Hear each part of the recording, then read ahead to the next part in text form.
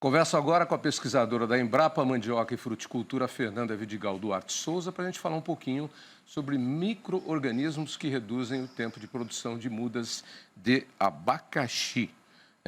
Fernanda, bom dia. Bom dia a todos. Abacaxi que não é nosso, abacaxi é exótico. De onde veio? Lá do Havaí, é isso? Não, Não? o abacaxi é brasileiríssimo. Brasileiro? Exatamente. É nativo do Brasil. É uma fruta nativa do Brasil, como o maracujá, como a mandioca. Jabuticaba. Ele foi para o Havaí depois, mas ele é daqui.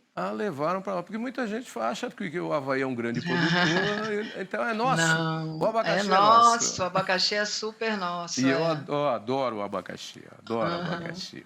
Bom, vem cá, vamos falar sobre a produção de muda de abacaxi.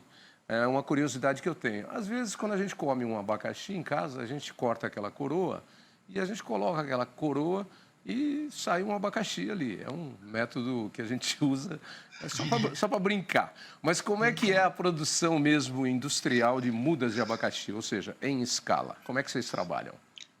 Não, na verdade, Abacaxi tem semente? Não. não, o abacaxi que é comercializado não tem semente não, ela é Tá. uma planta que a gente chama de tem uma alta incompatibilidade, enfim, não tem semente não.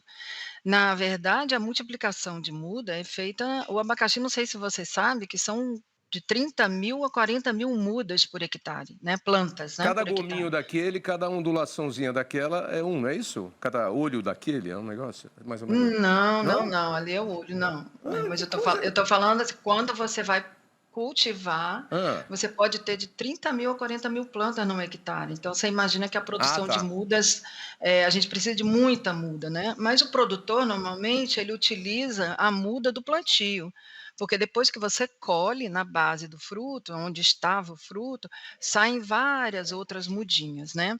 Bom, existem outros métodos para produzir muda? Existem outros métodos também.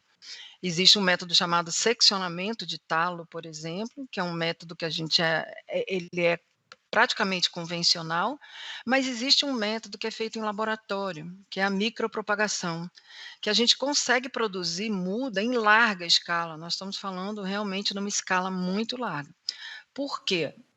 Porque a produção de mudas é uma das limitações para você expandir um cultivo de abacaxi, por exemplo, aqui na Embrapa, para a gente lançar uma nova variedade, entendeu? Hum.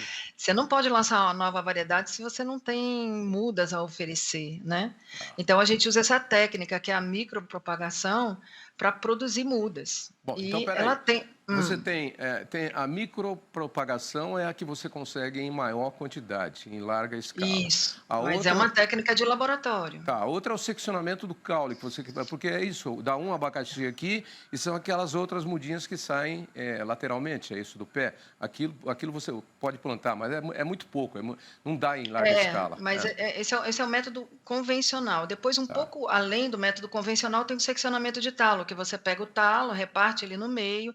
Existe Hum, toda uma metodologia, certo? A Embrapa, se eu não me engano, tem isso publicado. tá. Eh, e tem a de laboratório, que realmente aí é em larga escala. Uhum. Como é que é feita essa produção em laboratório em larga escala? E o nosso tema aqui é utilização de micro-organismos para reduzir o tempo de produção de De mudas. Que o tempo micro-organismos de são esses e como eles aceleram essa produção? Então, esses micro-organismos, eles são oriundos do próprio abacaxi, tá, um estudo que a gente já vem fazendo há quase 10 anos, e são micro-organismos que são promotores de crescimento.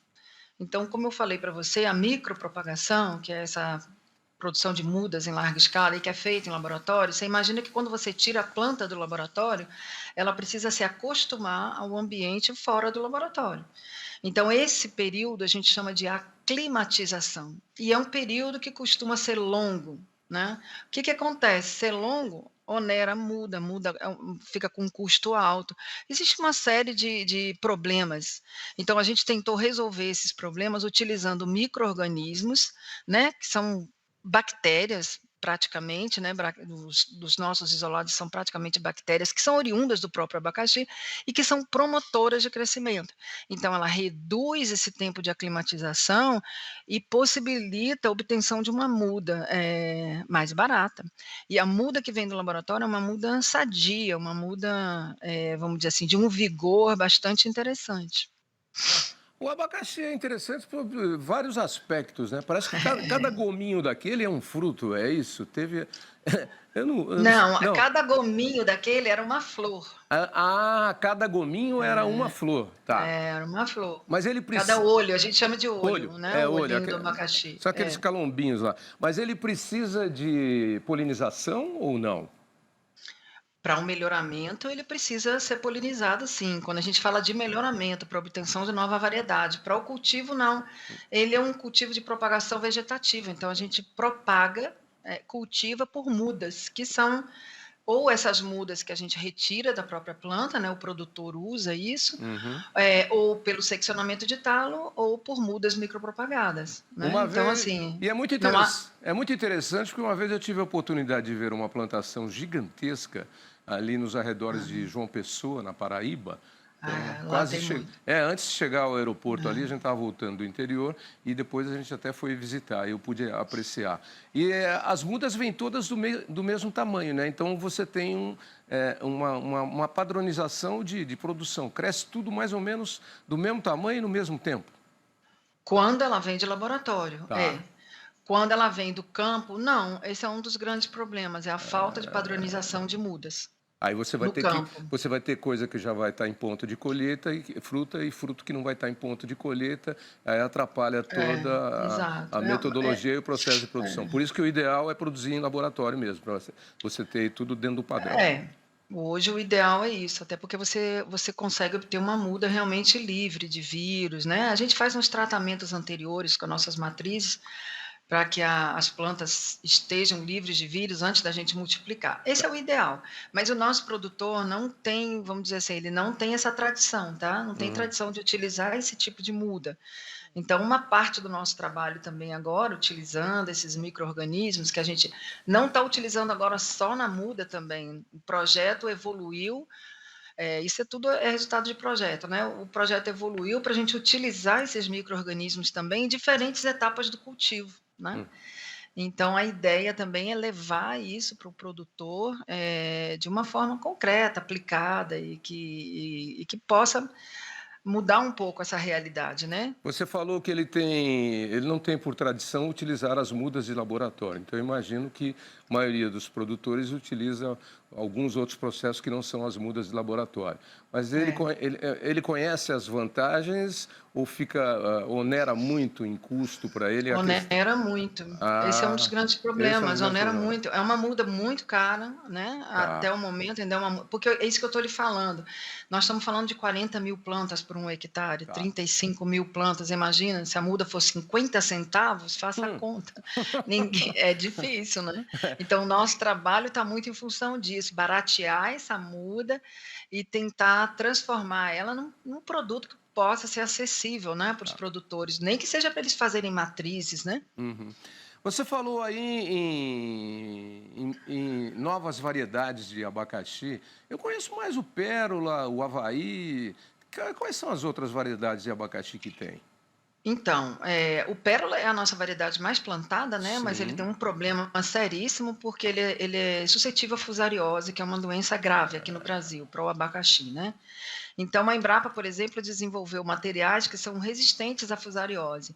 Hoje nós já temos no mercado, o Imperial, que ainda a gente não encontra, vamos dizer assim, em todos os lugares, né. Uhum. Temos Imperial, Vitória e o Ajubá, são 3 materiais que já foram lançados pela Embrapa, são muito bons, são variedades muito boas, e temos novos materiais agora na rota de lançamento, pelo menos mais uns 2 ou 3 materiais, tá, que são frutos muito bons. Alguns são resistentes à fusariose e alguns vêm para substituir o pérola, né, o brasileiro tem esse apego, né, ao Hum. pérola.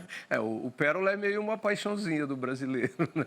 Esses outros que vêm, como é que é Pois a é. questão de acidez deles, a questão de açúcar? Porque isso pesa muito no abacaxi. Muito, muito, muito, mas são materiais com acidez, vamos dizer assim, acidez ideal, Tá, né, tá. eh, mais para baixa, um Brix bom, São abacaxis maravilhosos, suculentos, tudo de Eu, bom. eu gosto de acidez, coisas cítricas, eu E adoro. Eu sou fã número um. é isso, mas é porque não pode ter zero de acidez, entendeu? Tem todo um equilíbrio, são frutos muito bem equilibrados essas variedades novas da Embrapa. Eu me lembro que há algum tempo atrás, eu não sei se vingou, mas acho que foi o IAC, Instituto o Agronômico de Campinas, lançou uma variedade de um abacaxi que essas flores, elas cresciam individualmente, você sacava ele em gomos, assim, se eu não me engano. Isso, Não sei se foi é. para frente isso ou não, mas eu cheguei a provar, inclusive. Não, Não não foi foi? para frente não. Não sei, não saberia também lhe dizer exatamente esse porquê, mas não foi para frente não, seria muito bom, né. É, porque cada gominho daquele você ia tirando como se fosse uma mexerica, uma ponqué. É, Interessante. exato. Bom, mas eu não Seria trombei muito bom. com essas três variedades que você falou, aí não trombei ainda. A hora que eu trombar, eu vou. O Imperial que você falou e os outros dois? É, Vitória e Ajubá. É porque, assim, o Vitória e o Ajubá mesmo ainda são plantios pequenos ainda, né, Tá. porque o produtor não muda tão fácil vamos dizer assim, de variedade, né, Uhum. e o problema é muda. O Muda. problema, na verdade, é muda, né, e é isso que a gente está tentando resolver, né, Vocês de estão alguma tentando forma, né. acelerar o processo de produção de mudas Para ter um sadias e fornecimento de mesmo, ao mesmo muda. tempo, tentar baixar o preço, relação custo-benefício, para poder Exato. popularizar. Legal. O Nordeste produz muito abacaxi, aqui em São Paulo, no interior, tem uma região também. Quais são os polos de produção do abacaxi no Brasil, Fernanda? São vários polos de produção, mas assim, o maior polo de produção hoje está na região norte, né, no Pará. Pará?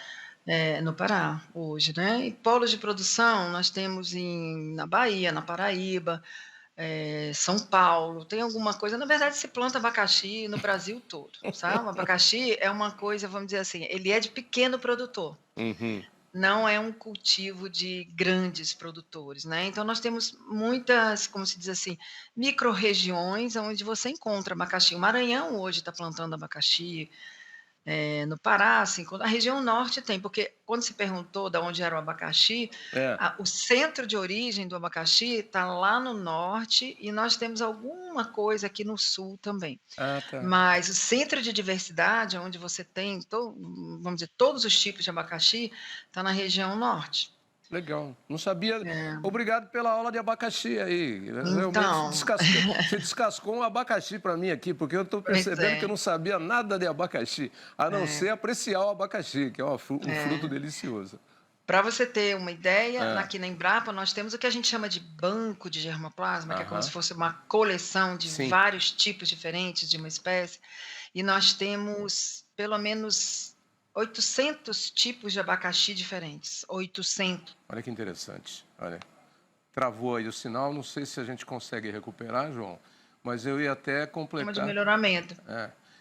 Eu ia até completar com uma informação, porque no maracujá, que também é nosso, a gente tem Isso, muito melhoramento genético aí e a gente já colocou novas variedades aí para conhecimento das pessoas que a pesquisa desenvolveu. E eu me exatamente. lembro que aqui no litoral de São Paulo, na Mata Atlântica, o maracujá é nativo e tinha um maracujazinho roxinho assim, pequenininho. E aí um dia conversando com o técnico, ele até me explicou, você não sabe a importância que aquele maracujazinho tem no É, banco de germoplasma. Ele é e o pai e a mãe de exatamente. todos os maracujás. Eu falei, puxa vida, e tinha nativo na Mata Atlântica. Agora, acho que só Exatamente. mais embrenhado ali que a gente consegue. Mas é isso, é lá que estão nossas fontes de variação, né, de resistência, que vão combater mudança climática. Esses bancos são importantes para isso, né. Muito bom, Fernanda. Muito obrigado aí pela participação, Nada, pelas eu que informações. agradeço. Você está onde? Eu fico na Embrapa Mandioca e Fruticultura, em Cruz das Almas, na Bahia. Cruz das Almas, na Bahia. Muito obrigado. Isso, nada, eu que agradeço. Deixa seu endereço de internet para quem quiser se aprofundar um pouquinho mais sobre o assunto.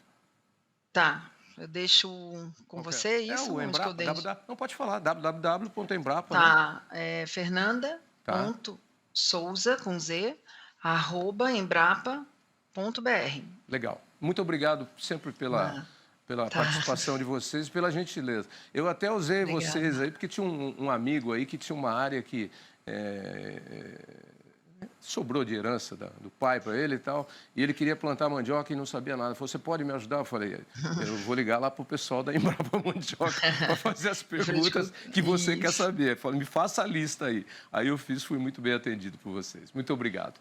Tá, eu que agradeço. Um ótimo Bom dia. dia para vocês. Tchau.